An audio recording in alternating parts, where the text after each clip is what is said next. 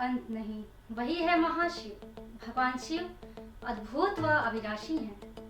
भगवान शिव जितने सरल हैं उतने ही रहस्यमयी हैं। जहाँ एक ओर सभी देवी देवता सुंदर वस्त्र आभूषण से सुसज्जित होते हैं, तो वहीं भगवान शिव दूसरी तरफ उनकी महिमा ही निराली है। जटा में गंगा की धारा, शरीर में भस्म रमाए, गले में सर्पों की माला, मृगछाल के वस्त्र आदि से सुशोभित स्वयं महादेव ही हैं। शिव जी का प्रमुख वस्त्र भस्म यानी राख है, क्योंकि उनका पूरा शरीर भस्म से ढका रहता है। शिव पुराण के अनुसार भस्म सृष्टि का सार है और एक दिन संपूर्ण सृष्टि इसी राख में परिवर्तित हो जाना है। ऐसा माना जाता है कि चारों युग, त्रेता युग, सतयुग, द्वापर युग और कलयुग के बाद इस सृष्टि का विनाश हो जाता है और पुनः सृष्टि की रचना ब्रह्मा जी द्वारा की जाती है।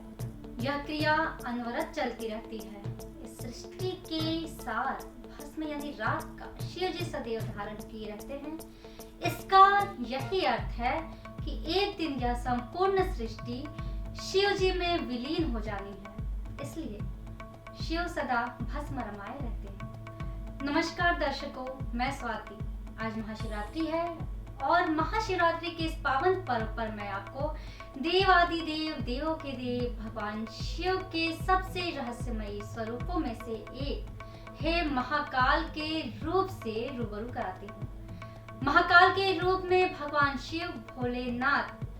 भगवान भोलेनाथ मध्य प्रदेश के उज्जैनी महानगरी में विराजमान है। महाकालेश्वर के नाम से, जो कि देश के अलग अलग भागों में स्थित भगवान शिव के 12 ज्योतिर्लिंगों में से सबसे खास है। इन्हें 12 ज्योतिर्लिंगों में से एक माना गया है। ऐसी मान्यता है कि जो भी इस ज्योतिर्लिंग के दर्शन पूजन करते हैं, सबसे पहले बात आती है कैसे हुई महाकालेश्वर की उत्पत्ति। तो दर्शकों, पौराणिक कथाओं के अनुसार उज्जैनी में राजा चंद्रसेन का राज था। यह भगवान शिव के परम भक्त थे और शिव पुराण में मुख्य मणिभद्र नामक गढ़ राजा चंद्रसेन के मित्र थे। एक बार राजा के मित्र मणिभद्र ने राजा चंद्रसेन को एक चिंतामणि प्रदान की, जो कि बहुत ही तेजोमयी थी, जिसे पाने के लिए विभिन्न राज्यों के राजाओं ने आक्रमण किया। उसी समय राजा चंद्रसेन भगवान महाकाल की शरण में जाकर विलीन हो गए। तो उस समय वहां गोपी अपने छोटे बालक को लेकर दर्शन के लिए आई। बालक की उम्र महज 5 वर्ष थी और गोपी विधवा थी। राजा चंद्रसेन को ध्यान मग्न देखकर बालक भी शिव पूजा करने के लिए प्रेरित हो उठा। वह कहीं से पाषाण ले आया और अपने घर में एकांत जगह बैठ के भक्ति भाव से शिवलिंग की पूजा करने लगा।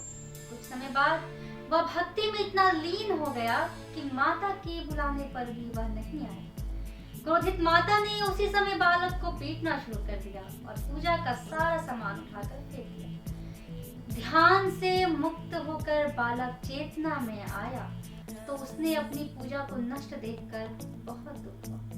अचानक उसकी व्यथा का गहराई से चमत्कार हुआ और भगवान शिव की कृपा से वहां एक सुंदर मंदिर का निर्माण हुआ। मंदिर के मध्य में दिव्य शिवलिंग विराजमान था एवं बालक द्वारा सुसज्जित पूजा यथावत। यह सब देखकर माता आश्चर्यचकित हो गई। कहा जाता है कि भगवान महाकाल तब से ही उज्जैनी में स्वयं विराजमान है।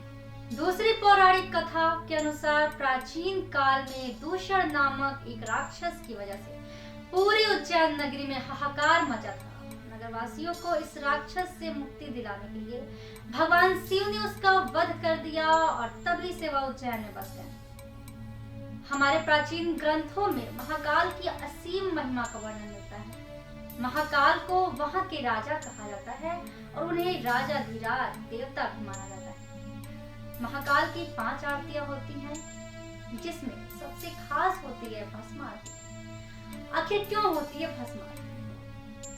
तो दर्शकों, भगवान शिव ने अपने पूरे तन पर जो भस्म रमाई है वह उनकी पत्नी यानी सती की चिता की भस्म है। जब सती हवन कुंड में कूदी तो महादेव शिव ने विरह की अग्नि में भस्म को ही अपनी उनकी अंतिम निशानी के तौर पर अपने तन पर लगा लिया। शरीर क्षणभंगुर है और आत्मा अमर। तभी से भस्म आरती यहाँ भोर में 4 बजे होती है। आइए जानते हैं इस आरती से जुड़ी कुछ खास बातें। प्रतिदिन 4 बजे होने वाली इस भस्म आरती में महिलाओं के लिए कुछ विशेष नियम है। महिलाओं को इसमें शामिल होने के लिए साड़ी पहनना जरूरी है। जिस वक्त शिवलिंग पर भस्म चढ़ता है उस पर महिलाओं को घूंघट में रहना पड़ता है। मान्यता है कि उस वक्त भगवान शिव अपने निरंकार रूप में होते हैं, जिसे देखने की अनुमति महिलाओं को नहीं होती। यही नहीं, पुरुषों के लिए भी यह नियम लागू होते हैं। उन्हें भी धोती पहनने की अनुमति होती है। ये थे भगवान शिव महाकालेश्वर का स्वरूप। तो इसी के साथ मुझे इजाजत दीजिए और आप जुड़े रहिए फास्ट न्यूज इंडिया के साथ। धन्यवाद।